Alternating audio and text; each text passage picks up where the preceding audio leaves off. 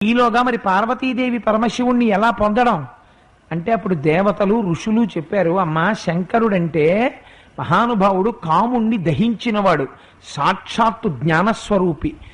అన్ని కళ్యాణాలలా పార్వతీ కళ్యాణం జరగడం అంటే కుదిరేటటువంటి విషయము కాదు. అందుకే పార్వతీ కళ్యాణం చెప్పడం, పార్వతీ కళ్యాణం వినడం, పార్వతీ కళ్యాణం చూడడం అంత గొప్పదై కూర్చుంది ప్రపంచంలో.